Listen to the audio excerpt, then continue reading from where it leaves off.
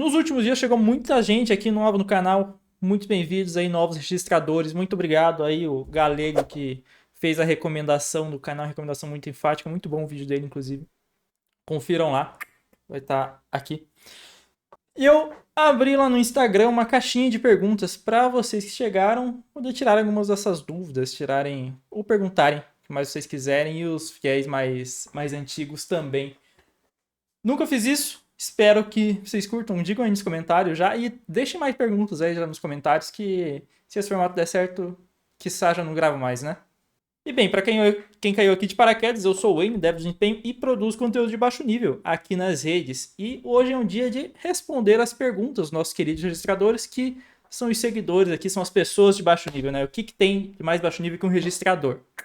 A primeira pergunta que eu vou pegar aqui é do Kemuel Vieira. Existe trabalho além da área acadêmica para quem gosta de análise e projeto de algoritmos? Olha, pra ser bem sincero, difícil. Eu acho que não. Eu acho que assim, existe no sentido de você pode trabalhar numa Big Tech que te investe em algoritmos. Só que você basicamente tem que ter uma experiência comprovada. Eles não vão pegar um cara que acabou de sair da faculdade e colocar ele para pesquisar algoritmos lá no negócio. Não. Você tem que ser no mínimo um mestre, sabe? Chutando bem baixo o mestre, o ideal seria ser um doutor com bastante experiência, muito paper publicado, para você pesquisar, por exemplo, alguma área de interesse da universidade, da empresa, né? Um exemplo muito bom é o do Januszewski. Deixa eu até ver de compartilhar a tela aqui, que é o cara que fez o artigo, fez um software de CFD que eu me inspiro muito pro nosso software da empresa. E ele, logo que terminou o doutorado, ele foi contratado pela Google. E é esse paper aqui, seu Fish, Flexible Multi-GPU Implementation of the Last Post Method, é do Januszewski. Tem bastante citação, o negócio. É código aberto também, se vocês jogarem seu Fish LBM no Google, provavelmente vai aparecer. E esse é um exemplo de uma pessoa que trabalhava com... Não era, trabalhava com algoritmos e implementação, né, numéricas, e foi parar numa Big Tech. Só que o que acontece? Ele tem experiência prévia e depois ele vai para Big Tech. Então, meu ver, meio que não, né? Porque se você precisa da experiência acadêmica prévia, acho que não tem muito como fugir da academia. Você quer trabalhar com isso. E é uma área difícil, tá? Acho que é uma área, imagino que muito difícil e muito ingrata. Como decisão de carreira, sabe que provavelmente você vai penar. Quem escolhe isso daí deve penar bastante para conseguir vaga. É um negócio muito concorrido, porque imagina, é o sonho de todo mundo, né? É o sonho de todo mundo. E você tá concorrendo com todo mundo que é melhor, com todos os melhores do mundo. Foda. Pergunta aqui do Biel Luiz. Qual a sua opinião sobre quanto tempo as IAs vão acabar com o emprego de júnior e estágio? E já vou aproveitar e pegar aqui do João Gui. Fala sobre a polêmica que está sempre em alta. IA substituir dev. Todo dia tem notícias. Bem, eu acho que no vídeo que o Galego ele recomendou o meu canal, ele fala muito bem sobre o assunto. Meu ver, a vaga de entrada, ela por definição, ela sempre vai existir, né? Tipo, por definição, precisa existir uma vaga de entrada. A questão é o que você vai ser cobrado, né? Nessa vaga e você vai só, por exemplo, resolver task, você vai se tornar mais generalista, vai entrar, por exemplo, a questão ajudar o time de produto, tem que, enfim, abraçar mais coisas, né? Por exemplo, hoje na empresa eu abraço muito. Como filosofia, eu gosto muito de juntar desenvolvimento e produto. Eu não gosto de ter uma coisa muito separada de desenvolvimento e produto. Para mim não apetece, especialmente, né? Claro, empresa pequena, claro que não apetece, mas pro desenvolvimento, ao meu ver, é muito saudável que o próprio desenvolvedor, quem está desenvolvendo ali, tenha noção das dores do usuário do software, tenha noção de conceitos de produto diretamente, ao invés de chegar uma task pronta para ele. Essa é uma filosofia que, inclusive, o pessoal do Linear usa. Tem um podcast muito bom com o criador do Linear. Não vou lembrar com quem, mas que ele fala disso e até hoje acho que o Linear tem... Eu acho que ou eles não têm time de produto, ou eles têm uma pessoa de produto, alguma coisa do tipo. Então, resumindo aqui, para mim a questão é qual vai ser o dever, né? Não vai ser, por exemplo, centralizar uma div ou resolver tarefas em tese simples, né? Que isso a IA consegue fazer. Tem que ver o que vai acontecer. Substituir totalmente não, e a vaga de entrada, ela por definição, ela tem que existir. para que isso fique claro. E com relação a IA substituir devs com uma senioridade, uma experiência maior, né? Ou especialização, aí quando substitui eu dou graças a Deus que esquece, né? Esquece. Aí eu não tenho que trabalhar mais, não tenho que enfrentar os bugs, porque se a IA consegue resolver os bugs e os problemas que a gente enfrenta no dia a dia, eu dou graças a Deus. Graças a Deus. Agora pegar a pergunta aqui do Gregório, né? Ô, Gregório, um abraço pra você. Qual linguagem de programação ensino para minha filha? Ela tem 3 semanas. Bem, cara, eu acho que eu tenho uma filosofia muito forte, que acho que é pela questão da faculdade, de sempre começar o mais baixo possível. Então, começar por C, começar por C++ ou um Java ali, que você já tem todos os contatos da 12. Porque, ao meu ver, é muito mais fácil você ir de C e C++ para Python, para JavaScript, do que o contrário. Porque meio que você tira conceito, né? Quando você está em C, você tem conceitos a mais no sentido de, você tem que entender sobre gerenciamento de memória, tem linguagem sem tipagem também, né? Por exemplo, JavaScript, que em C você tem que forçar, você tem que entender isso, como que a questão de string, né? Manipulação de string, que é uma dor de cabeça, e ao meu ver, é mais difícil começar nesse baixo nível, mas eu acho que fazendo isso, todo o caminho fica mais fácil. Então, se você pode despender, se não é para ontem, né? E eu acho que a sua filha aqui, como tem 3 semanas, né? Acho que tem bastante tempo para pegar e pegar desde o C básico até avançado, né? Até chegar ao C++, programação, orientação, objetos e tudo. E ela tem tudo para ser uma grande programadora com um pai tão bom, né? Quanto você e que comece a jornada o quanto antes. Um abraço, Gregório. Agora uma do Klaus aqui, bem interessante. Na tua visão, o lugar de C vai ser tomado por alguma outra linguagem? Não. Quer dizer, depende do que você quer dizer. Porque o que acontece? Se ele... né? O mundo é construído em cima de C. A programação é construída em cima de C. Nunca vai deixar de existir. Mas acho que para novos projetos, potencialmente. Para novos projetos, potencialmente. A gente já vê Rust sendo usado, Zig sendo usado, Odin, enfim, outras linguagens sendo utilizadas que não C, né? Mas eu não acho que C nunca vai perder a relevância. Não acho que... Enfim, não acho que nunca vai... Eu acho que nunca vai perder a relevância. Nunca. Tipo, e se você trabalha com baixo nível, obrigação é saber C, sabe? Obrigação. Trabalho com Rust, tem que saber C também. Especialmente trabalhando em sistemas, né? Trabalhando em baixo nível. E ela é uma linguagem muito completa. Ela te dá uma visão sobre o sistema de uma maneira muito boa, muito boa. E a gente tem que pensar quando a gente vê os problemas, quando a gente pensa nos problemas em C, né? Você tem que pensar que é uma linguagem dos anos 70. Então, galera, eu acho que nos anos 70 não existia computador pessoal, não existia PC ainda, tá? A gente tá falando de mainframe. Multiprocessador, a gente tá falando da década de 90. Multicore, né? Um processador com mais de um core. Década de 90, década de 2000 que bombou, né? Então tem muita coisa que foi surgindo ao longo do caminho que a gente teve que ir adaptando. Não sei, né? A questão dos sistemas operacionais também e tudo. Então nunca vai perder o seu lugar, mas para novos projetos acho que não tem uma necessidade, né? A questão é que a maioria dos projetos não são novos, né? A maioria dos projetos são legados, são manutenção. Goste a gente ou não. Paciência. Aqui o Eric. RISC-V vai vingar no Brasil, exemplo de IoT, ou em outro campo, como por exemplo drone militar ou outros? Olha, eu não sou muito da área de ISA, tá? Para quem... Deixa uma breve explicação, né? O que acontece. A RISC-V é uma ISA, que é uma Instruction Set Architecture, é um conjunto de instruções, é um conjunto de especificação de como o processador deve rodar, e a partir disso você constrói a sua microarquitetura, você constrói um processador baseado numa ISA. Então, dois processadores que têm a mesma ISA, por exemplo, x86 ou ARM ou RISC-V, eles têm suporte para as mesmas instruções, eles conseguem rodar os mesmos programas, né? Se eu não estou falando de nenhuma extensão, coisa assim. E RISC-V ele tem ganho uma popularidade muito grande nos últimos anos por ser uma ISA open source, né? Então você não paga royalties, por exemplo, para usar, ao contrário do x86, que você precisa de autorização da Intel, não sei de quem você precisa da autorização para usar o x86, e da ARM que você precisa de autorização, você precisa licenciar, né, a ARM para utilizar ela. Qual que é a questão? A questão é que eu não sou da área. Não sei dizer. Não sei dizer, mas eu venho tenho visto, né, o RISC-V ganhar uma popularidade muito grande. Royalty free, né? Sempre quando a gente não tem que pagar royalty pelas coisas, tende a ser mais atrativo, mas ao mesmo tempo para você ganhar maturidade com o x86 que um ARM tem, leva tempo, leva tempo.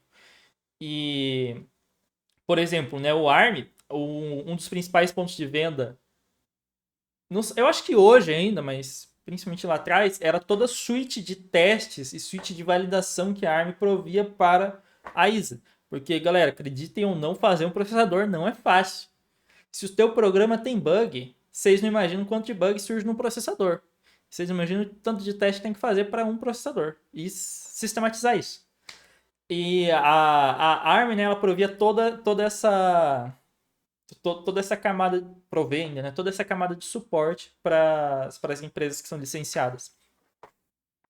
Então, ao meu ver, assim, essa questão, exemplo de IoT, campo, acho que independente da área, é muito mais sobre a popularização dos chips, sabe? Dos chips. Então, começar a surgir microcontrolador com isso.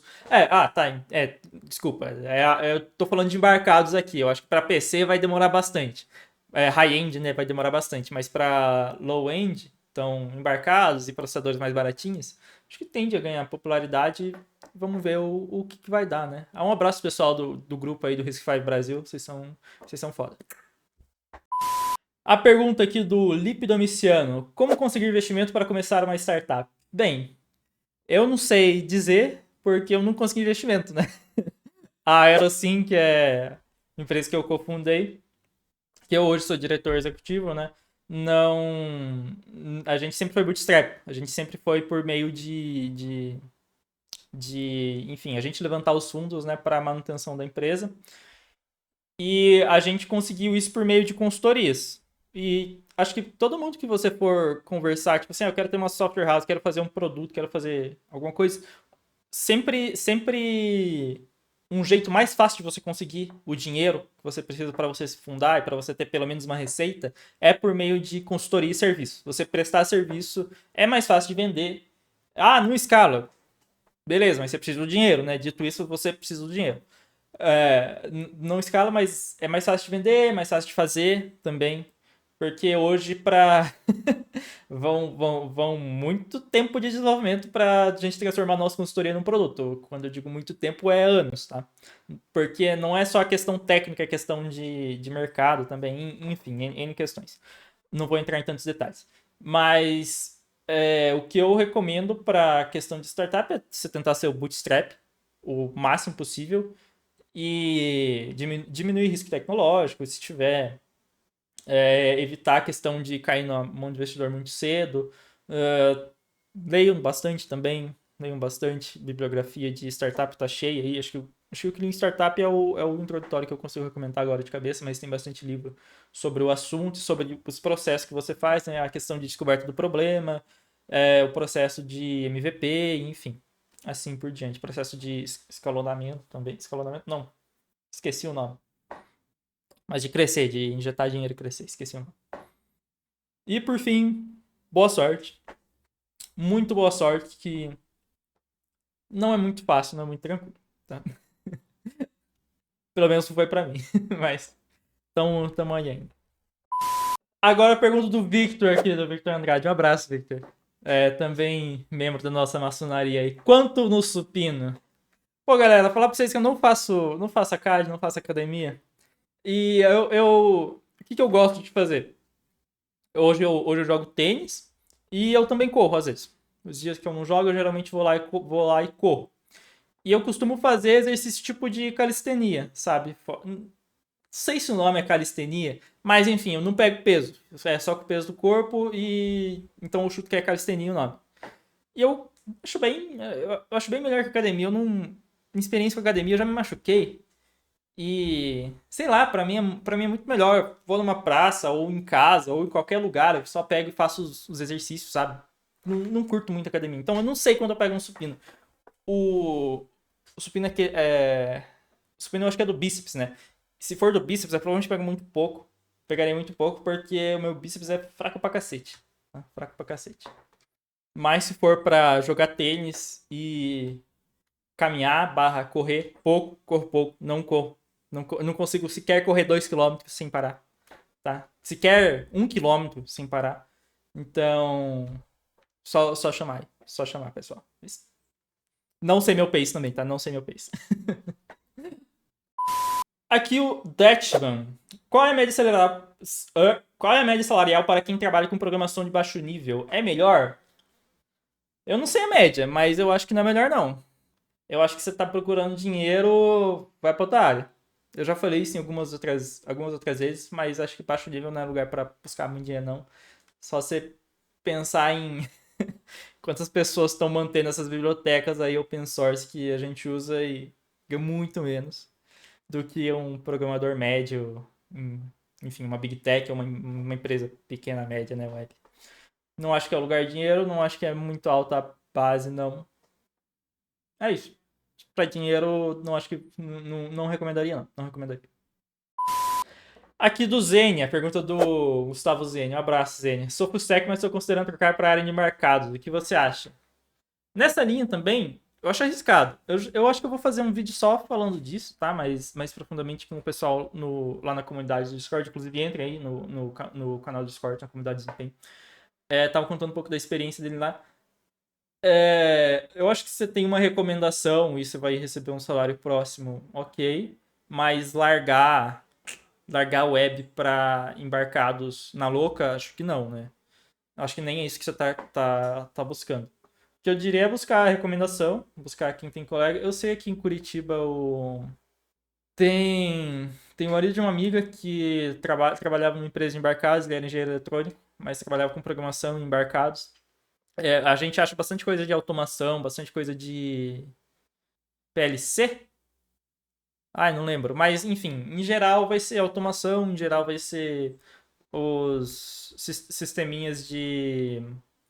Você sistemas de automação em geral, sistemas microcontrolados, nada muito fora do que a gente vê na faculdade em microcontroladores ou embarcados.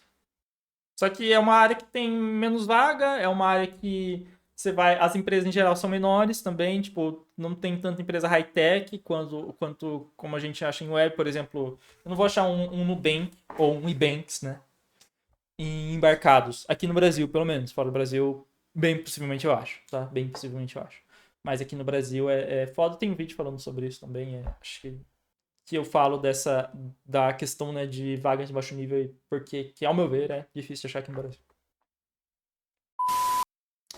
E aqui é a pergunta do Yu Fuji. Compensa fazer engenharia computacional para trabalhar com microcontroladores e hardware aqui no Brasil?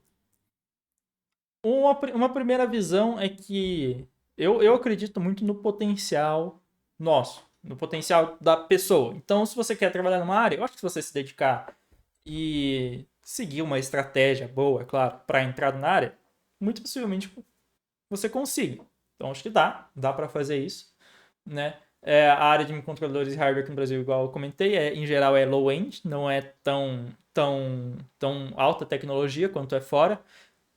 Acho que na academia, em instituições, você vai achar coisas melhores, coisas mais high-end, né? Tem o Instituto Eldorado, que é associado à Unicamp, que deve ter coisa muito boa lá, tá? É o que eu consigo tirar na minha cabeça aqui de mais high-end.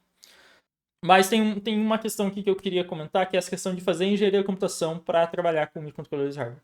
A parte da faculdade, eu acho que uma coisa que tem que tirar da cabeça é que a faculdade define a área que você vai trabalhar ou qualquer coisa do tipo. Então, não é porque você fez, por exemplo, ciência da computação, que não tem tanta questão de eletrônica, né? Ou até mesmo BSI, né? Sistemas de informações, que você não pode trabalhar com microcontroladores e hardware. Não tem nada a ver com isso. Sabe? Por exemplo, isso eu pego do meu trabalho, porque, galera, eu trabalho, tipo assim, eu fiz engenharia da computação, eu fiz as físicas, né, e tudo, mas eu trabalho com fluidodinâmica computacional, que é uma parte que precisa muita de questão numérica, né? Então, cálculo numérico, eu não fiz nenhuma matéria de cálculo numérico. E a fluidodinâmica também é bem avançada, né? A questão de fenômenos de transporte aí para quem já fez engenharia. Eu não tive fenômenos de transporte também. Mas mesmo assim, estudando, você consegue pegar a base da área, tá? Sabe? Você consegue pegar conceitos da área.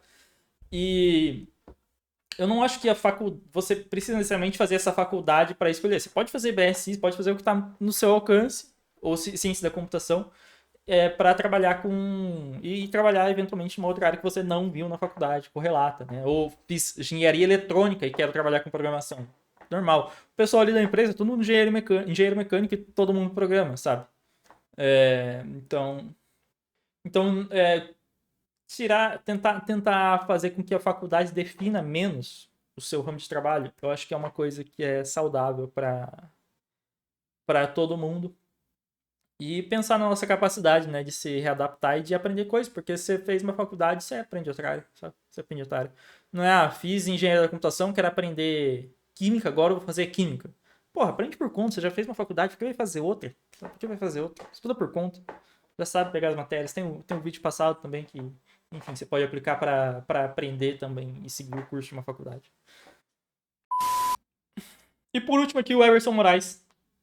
Aula sobre portfólios para fazer bonito na busca da primeira vaga ou conseguir um cliente. Cara, eu vou ficar devendo isso daí porque a minha experiência com profissional é basicamente iniciação científica e estágio em empresa, né? Eu não fui muito à busca de vagas, né? Não fiquei muito tempo à busca de vagas. Não acho que quando eu procurei o meu portfólio era dos melhores, inclusive. O que eu digo é, se você tem que mostrar para as pessoas o que você já fez. As pessoas têm que saber. Ninguém consegue ler tua mente, ninguém consegue adivinhar os projetos que você já fez, o que você sabe. Então você tem que dar essas provas mais concretas, né? Então, projetos, experiências e assim por diante. Sempre ver do lado, né, sempre pensa que você é o recrutador, que você está recebendo aquilo lá, você recebeu um portfólio, um o negócio, o emprego lá, que eu esqueci o nome, no meio de 100, o que vai fazer o teu se destacar, sabe? Aí é com vocês. E galera, essa é a nossa primeira sessão de perguntas. Digam aí se vocês gostaram ou não. Por favor, digam aí se vocês querem mais disso, se gostaram da resposta ou não. Mandem a opinião e respondam essas perguntas aqui também, porque boa parte eu não consigo responder adequadamente. E um abraço. Tchau, obrigado.